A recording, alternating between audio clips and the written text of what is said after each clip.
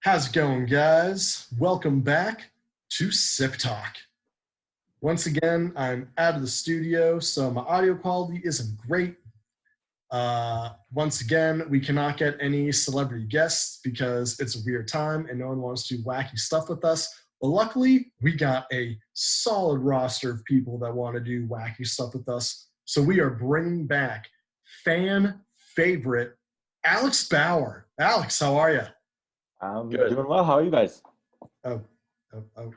Okay, we have two Alexes here. Remember, last time we had Alex Bauer on the show, the other Alex was not here, and it was the best episode we ever had. So unfortunately, the other Alex Sippis is here. But Alex Bauer, how are you doing? I'm doing well. I don't know, that you recovered from that cough? Yes. All right, well, let's jump right into it because we all know Alex Bauer is a TV and movie buff. But what our audience doesn't know is that he is a history buff as well. Oh yeah. Alex, let's start with this. What are some of your favorite historical walks and or hikes in the New England area?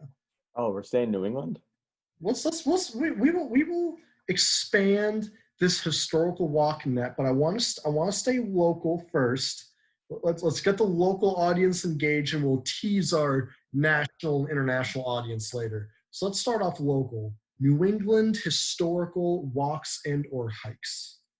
Well, the best one that I've been to so far is Minuteman National Park, which is Concord and Lexington. Started the Revolutionary War. There's a whole bunch of stuff in Concord that's crazy cool. There's the Little Women House, the Louisa May Alcott, who wrote the book. She lived there. Ralph Emerson lived there, and a bunch of other writers lived there. So they got a whole bunch of houses there. But the trail, there's like biking trails, and it's like it goes through 3 or 4 or 5 different cities. It's huge, and it's like picturesque New England, walking through old churches and in the fall with the leaves changing and stuff like that. Like, you really can't go wrong. So in 6th grade, when I was in 6th grade and when Xander was in 6th grade, our school did a bike trip from school in Wayland to Walden Pond, and we walked around. Walden, yep. Now, where the throw house used to be, there is a big stack of rocks, and kids like to write messages on rocks. I know you were there recently, so the question I have is, did you find my rock from 6th grade that read, "Sip Daddy was here"? Sadly, I did not. But I'm going to go back again, and I'm going to take a closer look, and hopefully it's there. Okay, thank you. That's all that matters. What about Salem?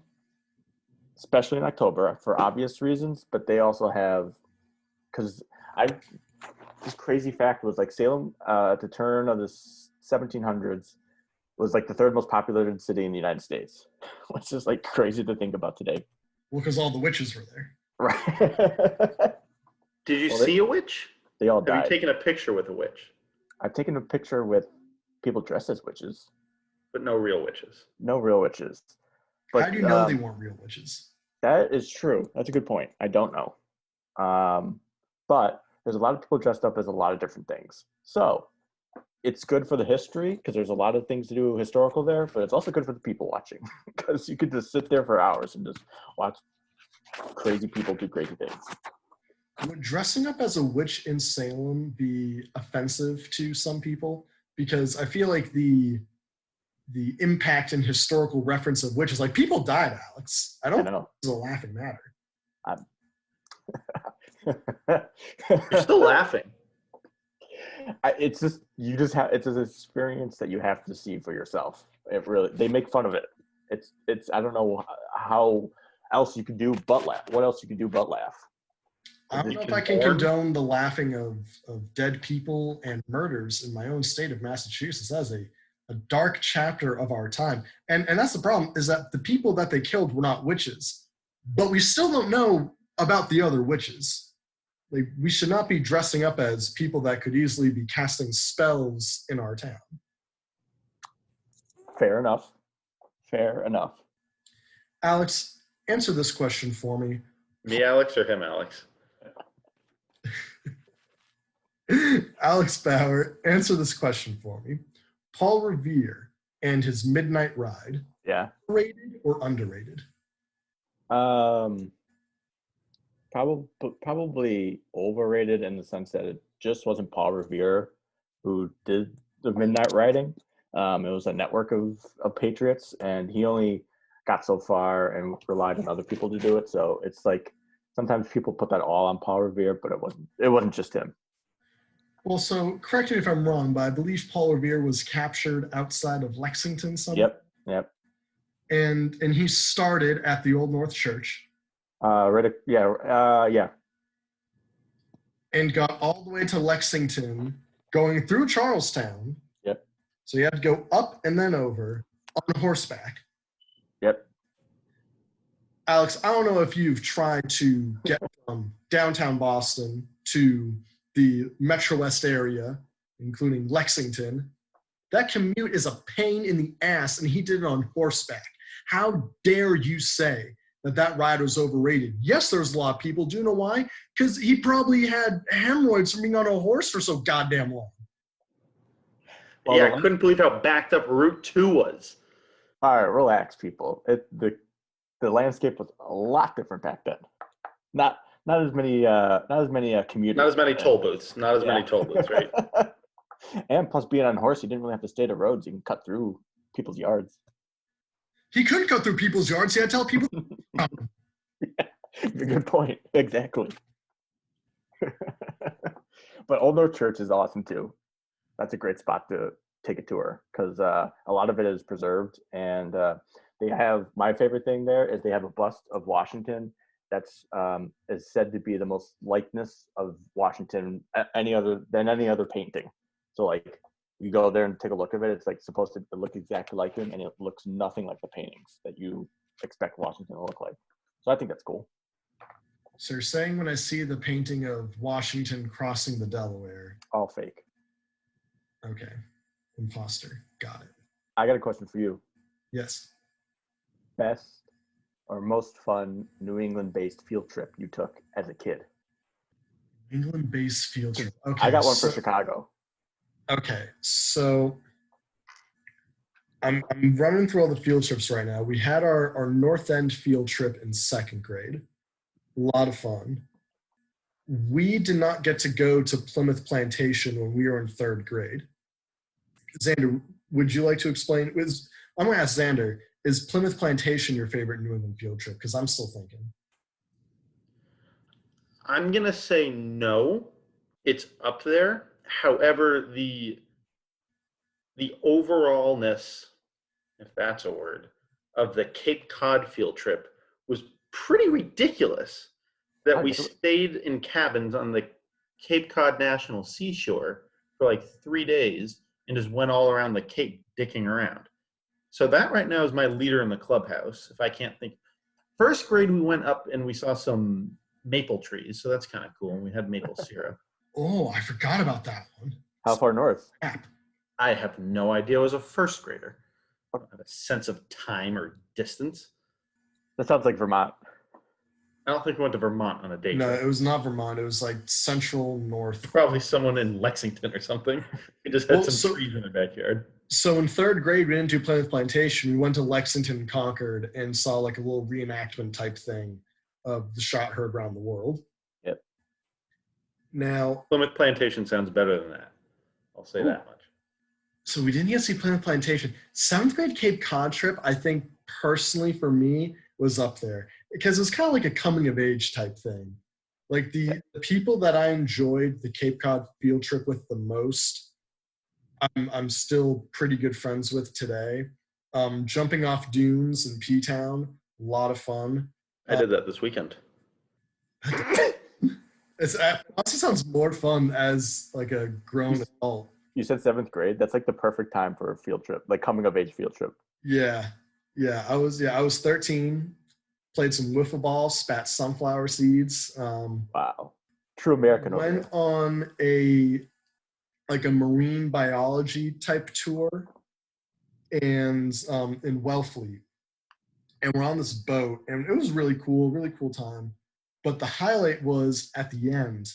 because as we're pulling into like the dock, some kid in my group, I guess, came on this field trip with a big set of kahunas, because I just see him go to the edge of the boat and I'm thinking, is he going to jump?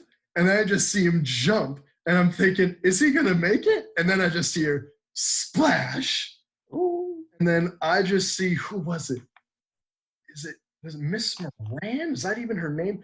Like one of the computer technology teachers who's a chaperone, just, I'm not joking, takes off her fanny pack and just hurls it at my friends and I guess we're supposed to hold it. She then jumps, lands it, and then pulls this kid out of the water. And meanwhile, the boat is still pulling in. And I'm like, is this kid about to get crushed?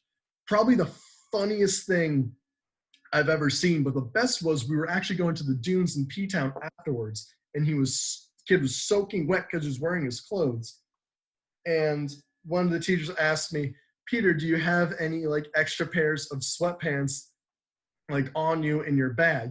And I actually did. And I don't know if I knew that and I said no because I was a little asshole, or if I actually didn't know. But either way, I said no. And this kid, like, I was one of the tallest kids in the grade, and this kid was also pretty tall. And so they would have fit him, but I said no. So he borrowed sweatpants from another kid in my grade who was like half our height. And so this kid was just wearing like Fila sweatpants that looked like capris and was just walking around with just some like pasty shins, and I could not stop laughing. And to this day, every year or so, I will be reminded of that with some people in my group back in 7th grade. I'm like, remember when he jumped off the boat? That takes the cake as the best field trip, it sounds like. It's got to be best in England field trip. I mean, the 8 times I went to the MFA for whatever different class. I'm not 5th grade, 6th grade, 8th grade, 9th grade. I mean, you can only go to the MFA so many times. Yeah, hundreds and hundreds. Yeah, say that to a guy that pays for a full MFA yearly pass, Peter. I mean, pays for a yearly pass. I got my little Husky card. I'm walking in. I feel like a VIP seeing that Nubian exhibit. It was wonderful. It was. I'm disappointed that they're so closed. It's hard to. There's some close quarters in that Nubian exhibit. I would feel very uncomfortable. Yeah, some Nubian pottery and have someone breathing down my neck. The special exhibit they have at the bottom that's usually traded out between exhibits is pretty close quarters. So I understand that, but you think things will start opening up back soon? Because probably 89 new cases today. It's a nice new low. I just don't want other people coming back, like over here. Oh yeah. Like, could you imagine if someone gets wind that all of our things are about to start opening and they're like, let's just go to Boston? Get the hell out of here. As a University of Arizona student, I will say this right now.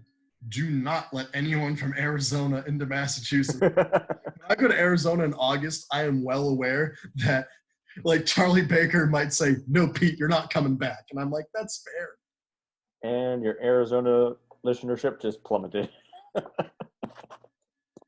No, because all my friends at U of A know that Governor Ducey's being a dipshit. Oh.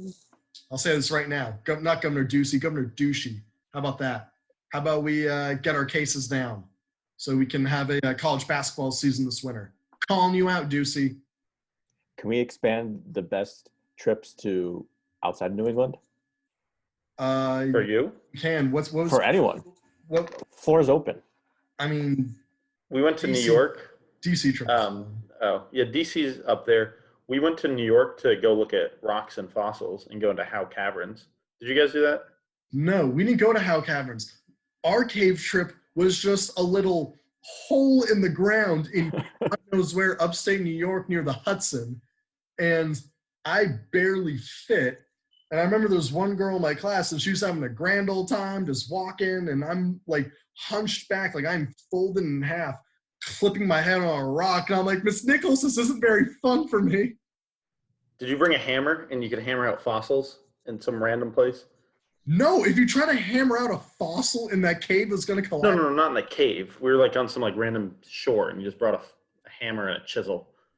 You could just I don't take think shit. we were chiseling outside the hut. I think we were like tracing some Yeah. fossils. But I'm still going to say DC trip. My choir field trip in New York City Choir. for choir. We did like a arts field trip. We went to an opera at the Met. That's cool. That's cool. We saw School of Rock on Broadway. That was cool. A School of Rock, but opera at the Met. You're just like, yeah, fuck that. I didn't know what they were saying. Opera at the Met. I just felt mad. Like I don't care. No, but let me tell you, DC trip, we saw Hello Dolly, and that was cool. And then That's pretty cool. in the New York City, when I was in high school, School of Rock, grand old time. So the problem was the Carolina Panthers were in the NFC Championship. And I love the Panthers. And so I had to look at my phone to get score updates from my buddy. And so I was super excited because the Panthers are going to the Super Bowl. They end up losing. But overall, that trip was okay, I guess. I still think I enjoyed the DC field trip more because we did get to go to a Nationals game, and that was fun. There you go. We had to bring some Went to sports into medieval. it. Have you ever been to medieval times? Oh yeah. We didn't go to the Nationals game. We went to medieval times. I can't enjoy remember. the Nationals game more. That was like second or third grade for us. I don't Really even young. know where the closest one is to here, and I never want to go into that establishment ever again. Oh yeah. Actually, well, now thinking about it, if you could like gamble on which horse, I just remember getting a lot of food. So yeah, you eat it medieval style. my And watch them favorite joust. my favorite one outside of Chicago was we went in high school to the Henry Ford Museum, which is in Dearborn, Michigan. It was awesome. We stayed the night, and they have the Henry Ford Museum has like every major artifact of American history. They have like the bus Rosa Parks sat on, the actual bus. They have the car Reagan was next to when he was shot. They have Lincoln's chair that he sat in when he was assassinated. So like little old me, I was like, this is awesome. And then Dark Museum. yeah, exactly. It's very it just sounds like that you like evidence. It was just like you just hear about these big historical moments, and you're just like, that was right there when it happened. I don't know. But the coolest part was I forgot what the village is next to it. It's like I'm not going to even try to remember, but it has like a lot of historical houses of the nation's history all next to one. So you can be walking in like a wigwam next to an old colonial house next to a train station from like the 1930s, and it was pretty cool to see all that too. That was one of the museums where they all dressed up and like spoke to you in like the olden times, and you go to a restaurant and they are served, 1880s, 1870s type food, and they're speaking to you like, "What's a bus?" Why, it's 1854. Yeah. But as a high schooler, it's fun. Xander, did you guys go to the Museum of Science and spend the night in 6th grade? Because we didn't have that. Yeah, we did that. That was underwhelming. Yeah, Museum of Science seems lame. Definitely a kids museum. Yeah. Museum of Science as a senior in high school with Mr. Froberg and Mr. Rideout, actually kind of entertaining. I don't see it. I think it's probably more of a kids museum. It is a kids museum. When you're senior in high school, you don't care. Xander, do you remember when I was on a French field trip? French? We stopped by North, because we went to the MFA, and we could get lunch afterwards. And so I stopped by Northeastern with some people in my class, and we got Popeyes at Curry. Yep. Probably the highlight of your grade, I guess. He's like, screw the MFA, I'm going to Popeyes. I mean, that was the highlight of my trip, honestly. That really was.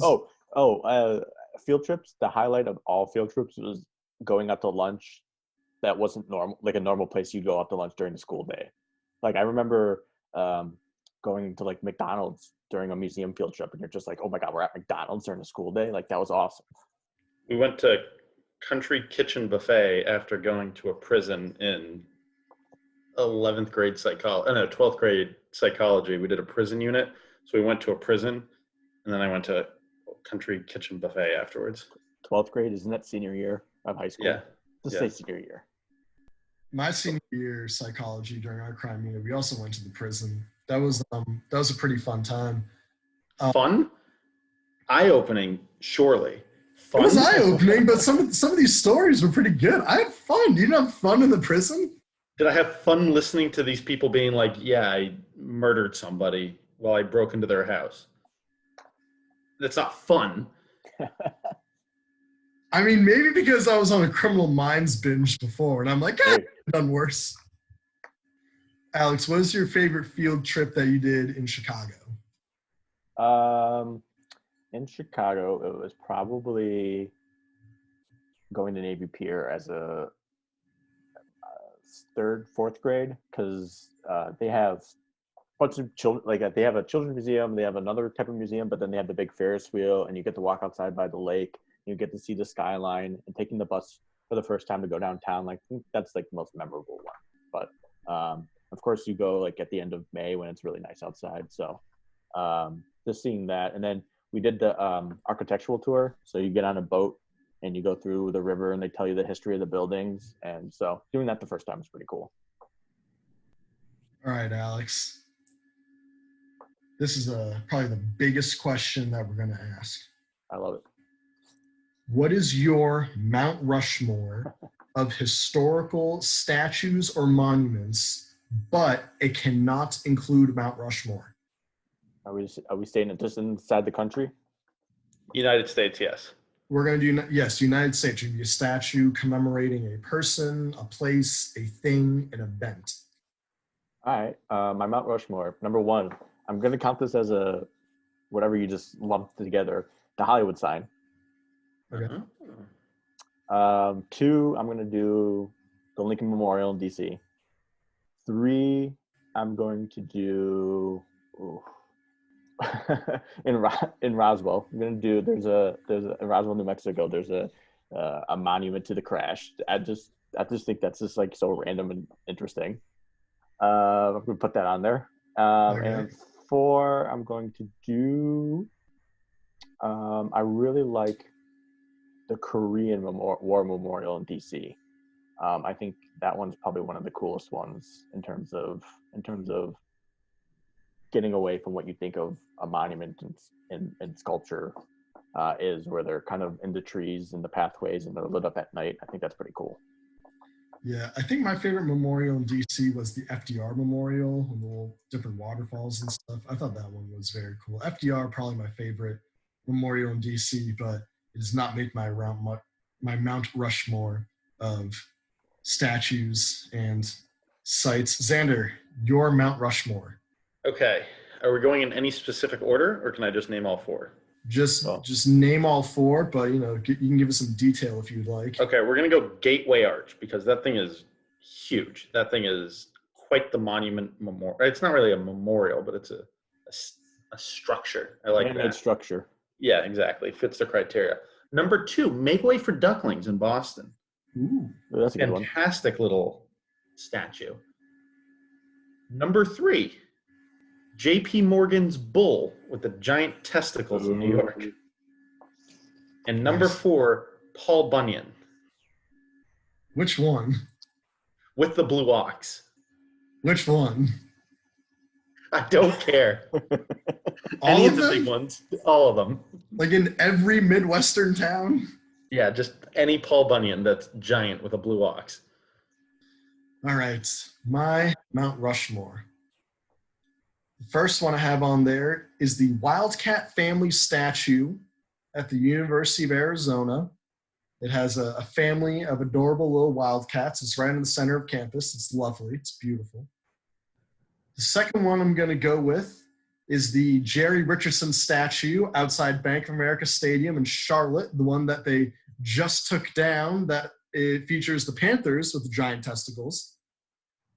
Number three, I'm going to go with the Jerry Richardson statue at Wofford College.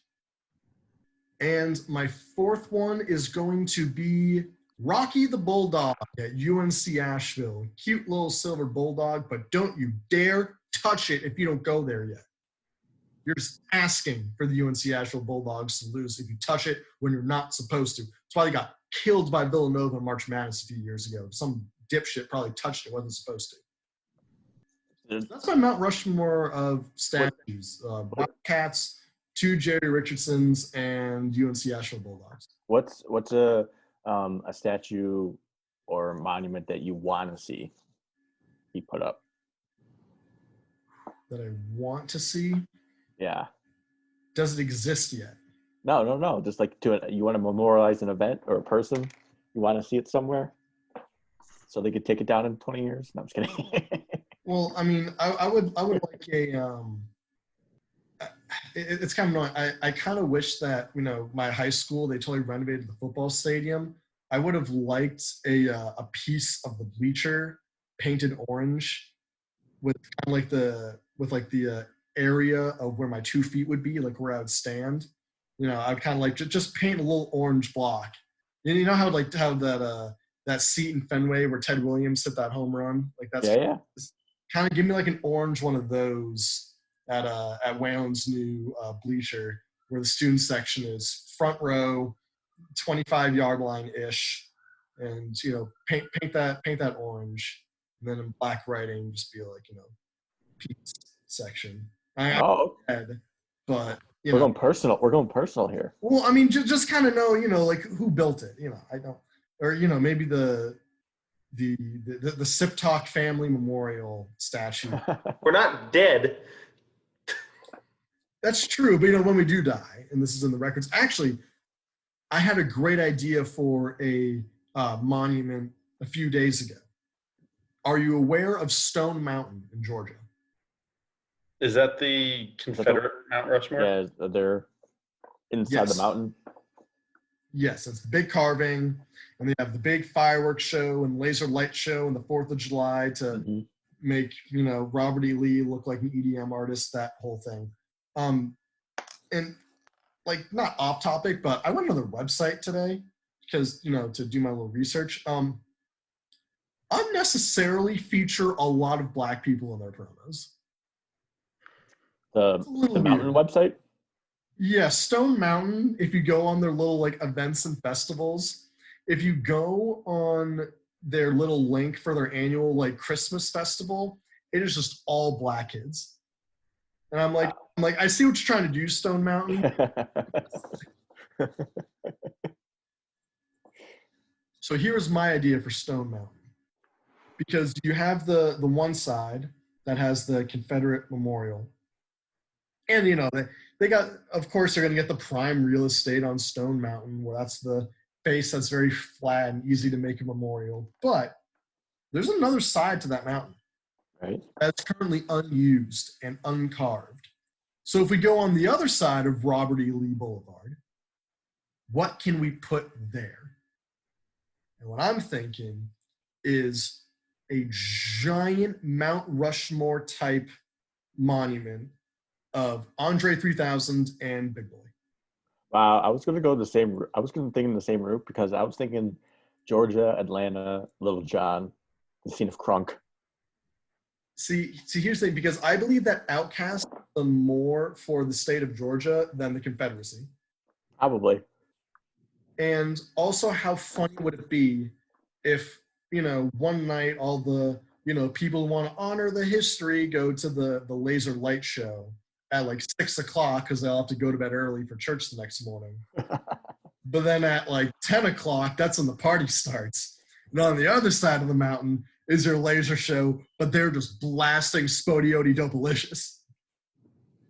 I'm sold. Where do I donate? So here's how I think we can make things interesting. I don't know who would be in charge of doing that, who in Georgia we could present this to, but I'm thinking this upcoming election, we make it interesting. Not the outcome of the election, but just the outcome in Georgia. If Trump wins Georgia, Stone Mountain stays as it is. And, no one, you can keep it up there. We're not going to tear it down, whatever. You can keep Trump wins Georgia. But if Biden wins Georgia, you can keep you can keep your monument on Stone Mountain. But on the other side, we get the OutKast monument. You want to wager the election so Andre 3000 can have a monument. If we make this publicized before the election, Do you think that's a way to get younger people to vote? Because they're like, yeah, we want that. Here's the problem, though. It's Georgia. So, unfortunately, there's going to be voter suppression in these areas that would want an Andre 3000 statue. Here's the thing, though, is that it's easy to suppress voters when young people don't come out. But if you offer that and that's on the table, Biden's campaign to just be like, hey, if we win this, Andre 3000 and Big Boy are going to be on the other side of the Confederate monument. Georgia will turn out. Let me tell you. They'll turn up. They will. Let me tell you. You can have Stonewall Jackson on one side of Stone Mountain, but the other side's going to have Miss Jackson. How about that? I like it. I like what you're thinking. So if we have any listeners in Georgia, please present this because we want to make this interesting.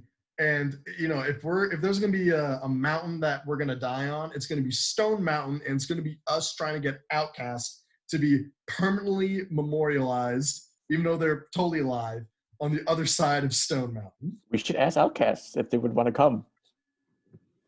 Except I feel like if I ask Andre 3000, he's going to respond with some jingle and a flute. And, it won't be a yes or a no, but it'll be very philosophical. I would love that. So maybe we ask Big Boy because he's very, straightforward. That's a pilgrimage I'll take. That'd be a fun road trip. That would be. What's the longest road trip you do cross country? We have done cross country. The longest road trip I think we've done, minus driving across the whole country, was to Atlanta. Did you like Atlanta? Okay. We just went to a Braves game. Yeah, we went to the Braves game because I wanted a bobblehead. Was it before their new stadium? Yes, it was in the last year of the old one. Was it? Did it need repair? Did it need a new stadium? Or no. If you want to read my paper on why the Atlanta Braves moved, you can do that. But no, they did not need a new stadium. It was 25 years old. It's fine. Oh, are we fully in fuck baseball mode? Not in fuck baseball mode. Just what the fuck are you doing, baseball mode? I've been saying this for years. Rob Manfred doesn't like baseball. No, of course not. He likes appeasing owners and money. That was pretty much clear with his hunk of metal, junk of metal comment. If you say that, come on. Also, everyone's making a big deal about the Turner deal that was $1 billion. They haven't come out with how many years that's over. If that deal's over 10 years, that's telling me that baseball's dying. If you look at the last 10 World Series, since the World Series has been rated on TV, that was 1978. 73. In the 46 World Series in the last 10 World Series, 8 of them have been in the bottom 10 of World Series viewership. Yeah, but that could just be people, the metrics are off. People are watching it via apps. People are watching it. I think it encompasses everything. Oh, did it? I mean, it's just on a steady down. There've been 2 World Series since 2000. 4 World Series since 2000. Then had over 20 that have averaged over 20 million viewers. That was 01, how 03, are these 04, and 16. How are these teams worth so much more money then over the last 10 years? I have absolutely no idea. Are they? That's what I've been reading, is that the price for a franchise has gone up. That you only I mean, the value of a franchise is what someone will pay for it. True, and I'm sure if we looked at recent sales of teams, it's a lot of money. A lot more money than you'd think. The Marlins are not worth billions of dollars. I'm sorry. They cannot be a profitable operation that Derek Jeter just took on. No, I think that's one of the bottom in terms of the profits. I think the Marlins are. I mean, that's the most recent one that sold, or one of the most recent ones that sold. But it's a shame that everyone's just crying poor in this time of day. You can laugh all you want and say that what league I'm about to mention is trash, but the MLS, they're doing it right. They are filling seats. So is NASCAR. I mean, NASCAR, I cannot. How is NASCAR the most relatively progressive league in sports right now? That's incredible. But I mean, this MLS kickoff tournament Yeah, is that sounds awesome. Well, great because there's nothing else to watch. well, I'd also like to throw in there the NWSL, the Women's League too, is also doing a similar thing where they're doing a cup to welcome back their league, and I think they're going to be the first American sports league to be back. I think they come back before anyone, and I think that's at the end of June. So that's also worth checking out for sure. I'm pretty sure that the NWSL team in Portland, I think they're called the Roses. I'm pretty sure they average more fans a match than most baseball teams do a game. Oh yeah, the Portland and Seattle, those West Coast teams generate so much buzz, even the MLS teams. But my sister, she lives in Portland, and those NWSL games that she goes to is like insane. Like the atmosphere is unreal. One thing that is, I don't know how much on the mind of Major League Baseball, but one of the reasons why they have such giant TV deals is because they're, in theory, the only thing on during the dog days of summer. What's going to happen when the NBA starts at Christmas or absolutely. December next year, and the NBA Finals is pushed to July or August? Like, no one is going to watch baseball next year.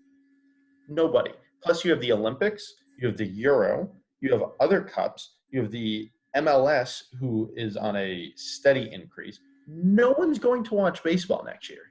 Absolutely, and I would love for the NBA to start at Christmas. I think that's an awesome idea. I think it's a great idea for the NBA. I mean, I don't think TV networks are going to have any of it because they need to have TV networks just want live sports, and if they can ensure they can get live sports, they don't care when in the calendar it is. Sorry, the local markets won't like that. Right. Okay.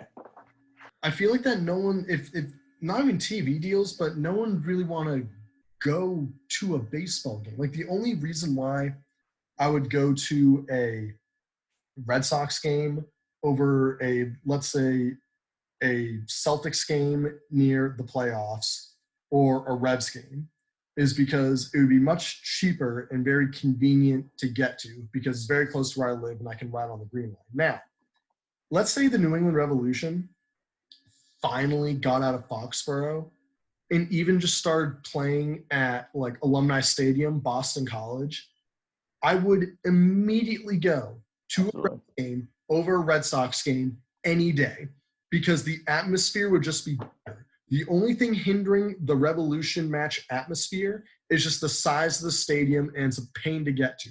But you take that and put it in downtown Boston, whether that be Boston College, Harvard Stadium, hell, even Fenway Park, like Liverpool packed Fenway Park for a game that didn't even matter. Doesn't Harvard have a decent stadium too? They have a cool little athletic complex out of the way. Yeah, you got a Harvard Stadium, big, beautiful. That's where the Boston Breakers, that's the women's league. That's where they played at Harvard before they folded. Yeah, so they used to play at Jordan Field, and that's where the Revs play their cup matches during the U.S. Open Cup. And they'll get maybe 5,000 fans, but it's 5,000 diehard fans, and the atmosphere is fun. Like, I think if you put the Revs in like Boston College at Alumni Stadium, and you have that feel of walking off the green line, holding up your scarf, wearing your team colors, I think that the Revs could easily get 25 to 30,000 fans, which is 5 to 10,000 fans more than getting Foxborough. And like, it would be more fun than a Red Sox game because you're not like, as much as I love Fenway Park and it's beautiful, and it's historical, and there's nothing like going to a baseball game and chilling and having a hot dog. Like being at a soccer match and just jumping and singing for 2 hours straight, having that close by, I would, and having it be much cheaper too, I would easily go to a regular season Revs game in downtown Boston rather than a regular season Red Sox game. I think one thing that why people want to go to baseball games is to be outside rather than like a summer Celtics game, is because you want to be outside. You want to have that. You want your hot dogs, your beers in the sun. But I totally agree with you. If you can have your hot dogs and your beers in the sun at a soccer match, I mean, it's not as casual and as like you don't have to be you have to be more locked in at a soccer game than you do at a baseball game. So it's probably a little bit less social in the way of just talking to someone for 3 or 4 hours where you're not necessarily paying attention. Like there's a baseball game in the background. It's a different type of social dynamic, I would say. Not necessarily though, because I feel like in a lot of soccer matches, like you're going to have your core diehard fans behind the net, but around the stadium, you can have family areas and people sitting and people with really good seats who are, you can be in and out of the game, not as much as baseball, like you said, but you can still have a casual time at a soccer match if you really want to. But what I'm saying is, like, as a diehard sports fan in general, that if you ask me, would I rather be at a baseball game or a soccer match? If the soccer match has a good enough atmosphere, I'd pick the soccer match because I love just getting loud and having my scarf and banging a drum and having different smoke. If you incorporate that in baseball, I'm all there. If you're telling me that I can be in the outfield singing songs that an opposing pitcher, telling him why he sucks and can't throw jack shit that match, I'm all for it. But if I'm just going to be sitting at a baseball game and clapping when someone gets on base, I enjoy it as a baseball fan, but as a sports fan in general, someone who loves soccer, I'd pick that soccer atmosphere any day. I think the one thing live baseball has going for it is that you don't have to sit super close or get a good seat to enjoy it. And I feel like for basketball and for hockey, I feel like sitting closer is part of the excitement. But for baseball, you can sit in like the upper deck or out in the outfield and still enjoy the game for what it is. And I think that just gives you a little bit more options in terms of going to a baseball game than, I got to go to a Celtics game. I got to get as close as possible. Whereas a baseball, your options are open, which is kind of nice. And I think with soccer and maybe it's just with being outside, you don't have to be super close too. I think you can enjoy it from any angle and it's still fun to watch. So maybe it is just being outside. Maybe that's the key.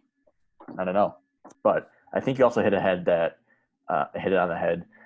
Whatever's cheaper, Celtics games go for crazy, stupid money, and you can still get pretty good seats or pretty good tickets for the Red Sox at a good, at cheap. So I think that's key. Especially when you're spending $15 on a beer. Yeah, you don't want to spend $100 on a ticket and then another $100 on concessions. So right. They jip you. But it's like, even with the HGTV, it's like, why even go to sports games anymore? I mean, honestly, I don't get football. I don't get. I've been to a few NFL games. The times I sit in the lower bowl, it's a nice view. It's a fun atmosphere. You still can't see anything. You're so far away. But exactly, like the best view for football is by far and away on TV. Yeah, absolutely. And then I don't know how other stadiums work, but Foxborough is a pain in the ass. Like it's a all-day event. Like you are, even if you forget the tailgating, even if you're just going there to get there to make sure you're there for kickoff, like you still need to be there. You would need to leave Boston at least 3 hours before kickoff to get there and park and walk over. It's so out of the way. It's ridiculous. Yeah, exactly. And then it's taken me over 2 hours to get back to Boston from Foxborough. It's crazy. So I've never been to an NFL game, but I've been to a lot of college games.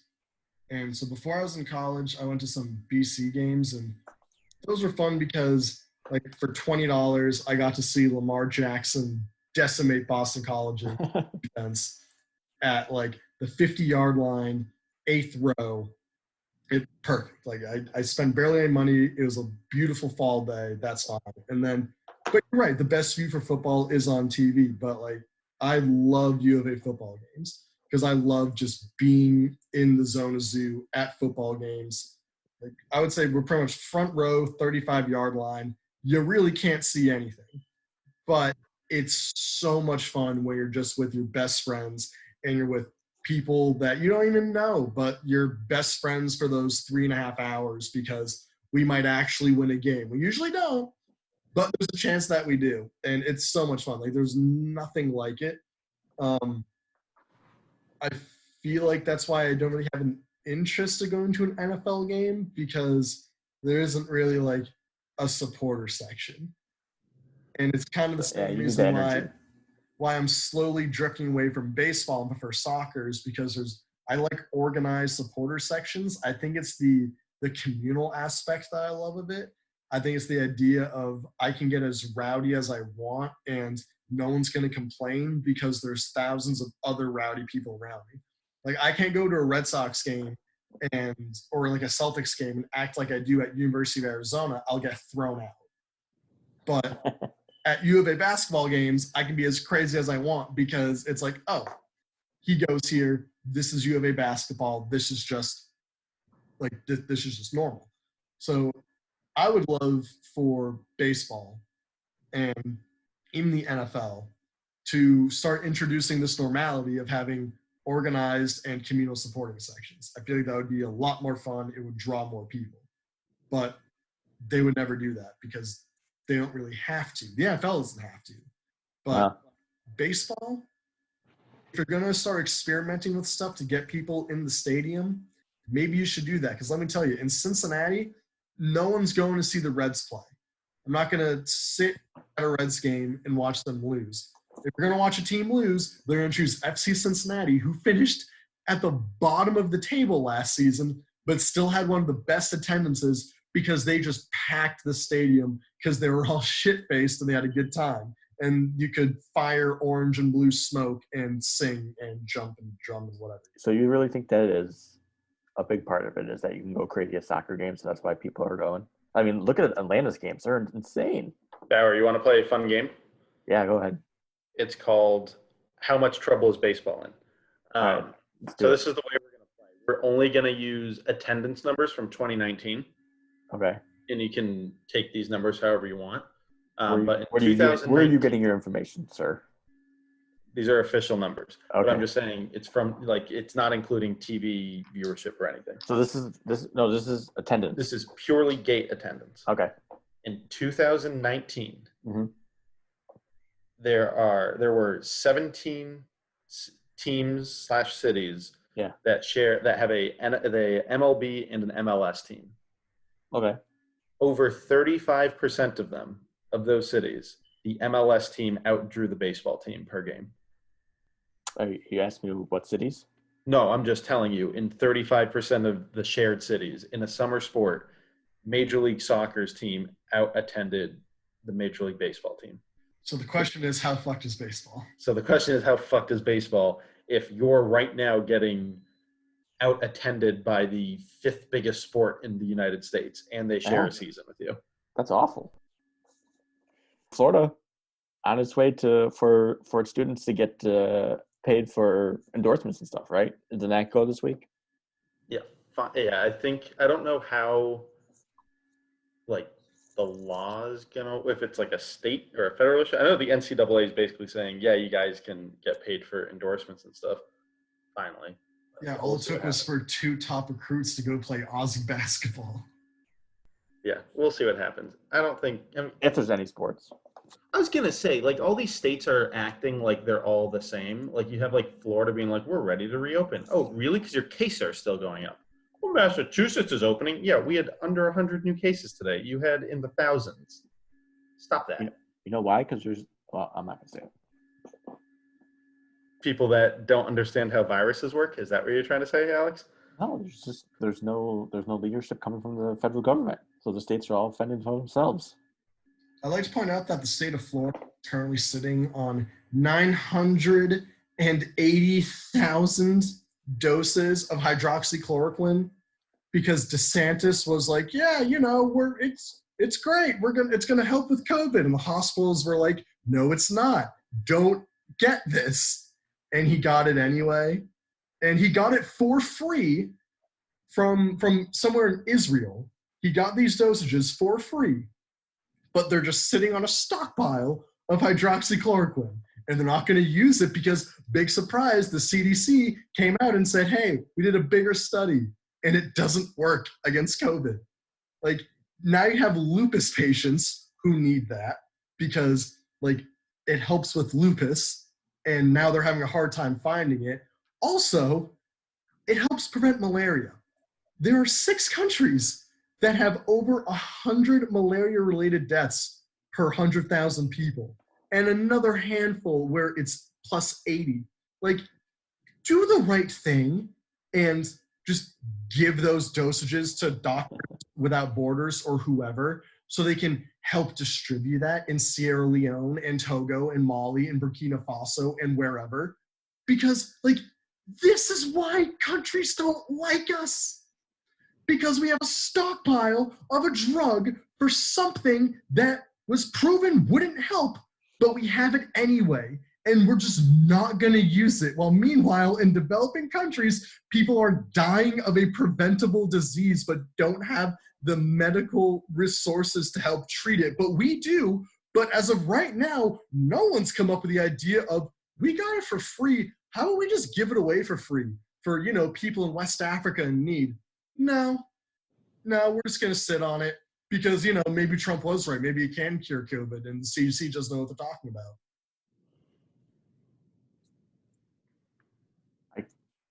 I can't follow up with anybody. You right on the nose with No, that one. you can't. You really can't. Which is why I just need someone in politics to say, hey, people in West Africa are dying. Like, maybe, just maybe, we'll help one of those places once. Blood diamonds. Anything else, guys? I mean, that was an epic. What was that, rant? Would you call that a rant? I feel like it's just common sense, right? Drugs help prevent malaria. Right. Countries in Africa are suffering from malaria. We got drugs for free. We can give it to them for free. You don't have to convince me. Sip Talk listeners, if you have any hydroxychloroquine, send it to Doctors Without Borders. I don't want to get into this discussion because maybe on our trip to Georgia, we can head by Florida too and start rallying up some people there. Yeah, we'll pick up the 980,000 chloroquine and FedEx it to friggin' Freetown and Timbuktu. So real quick before we finish, today, I don't know why, I was looking at different maps and I'm like, I wonder how Wisconsin did in their midterm elections, because I know they had that whole Foxconn thing. I wonder if that affected, what was his name, Scott Walker's governor re-election campaign. Because I don't really know who's governing Wisconsin. So I did a quick check. I don't know if Foxconn specifically was his reason for demise, but he was not reelected in 2018. Foxconn's a ridiculous story in Wisconsin. If you want to go look at that, it's crazy.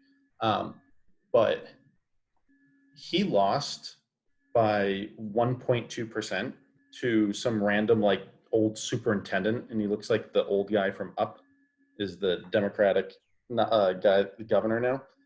And it would have counted for would have been grounds for a recount in that state 10 years ago, but Scott Walker changed the rule to it having to be 1%, within 1% for a recount, and it was 1.2, and that's why there was no recount for it. So that is hilarious. Karma's a bitch. It is. God, what a horrible person he is. Like, if you ever want to be like, wow, who's a horrible person, go look up Scott Walker from Wisconsin. Remember when he was a presidential candidate? I was about to say, remember when he was running?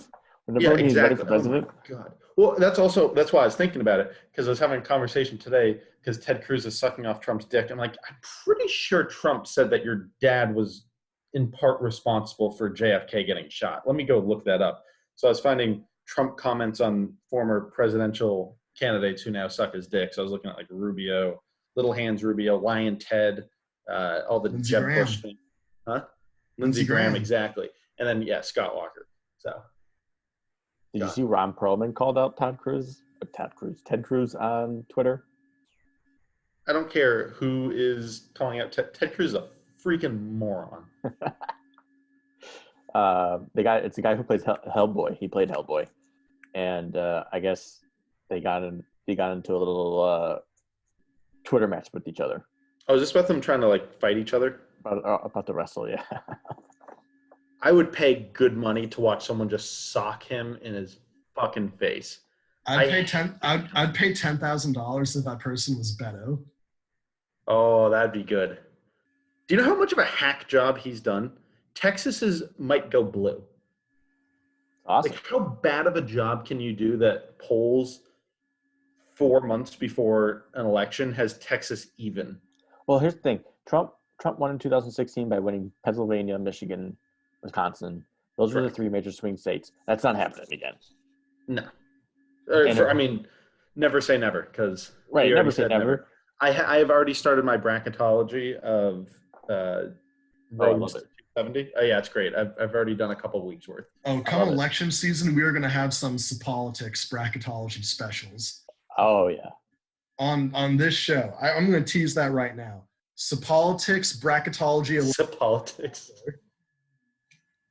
Politics election bracketology spectacular, however you want to call it, will be going down later this summer as we heat up. And let me tell you, you think Texas might go blue? Georgia might go blue. And then we're getting our OutKast monument. Can we do it like ESPN does, where we have a big map in the background? We just write in our names where Andy Katz interviews us, so we just turn around. Have you been to the site road270.com? Yeah. Oh yeah, exactly. That's what it is. It's just, ooh, do I want that? Does that lean blue or does that tilt blue? Where they write up their Final Fours. We have our state maps. Trust me, Arizona will still find a way to mess it up. We won't go red or blue. Just we'll lose the votes somehow.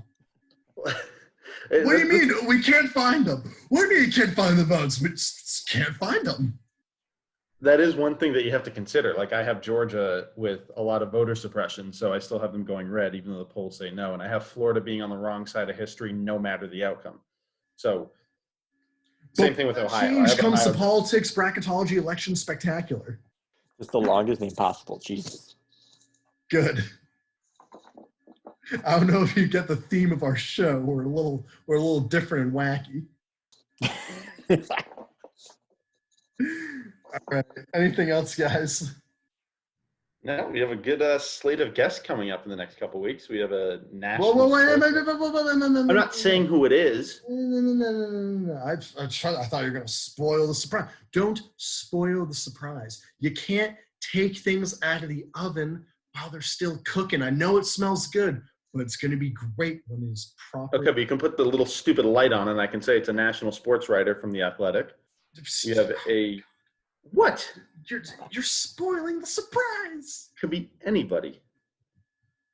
Don't spoil the surprise, okay? No, we're not letting people in the kitchen just yet. We're still. What if they cancel? Then that tease is screwed. That's why I'm not doing the other tease. We're going to find another writer for The Athletic. I can say this. I attempted to get former third baseman Will Middlebrooks with a clever tweet. You go for it? He retweeted me. Okay. But did not make any effort to reach out to me to get on the podcast. What, he made me look like an idiot. Huh? He won't come on ours? Yeah, so the tweet was that he was starting a podcast. So I said, I'll come on yours if you come on mine. To which he just retweeted me saying, I'll come on yours if you come on mine. And then with a gif of Ron Burgundy going, what did you say? So then I was having all these Twitter people being like, context, LOL. So you're saying no. Will Middlebrooks will not come on our podcast? Will Middlebrooks, yes, has not expressed any desire to come on us. Or podcast. So Will Middlebrooks is not coming with us? No, and I don't think I can come on his podcast. Just cut that audio clip. I'm Pete Siffis. This is Sip Talk. Thanks for listening.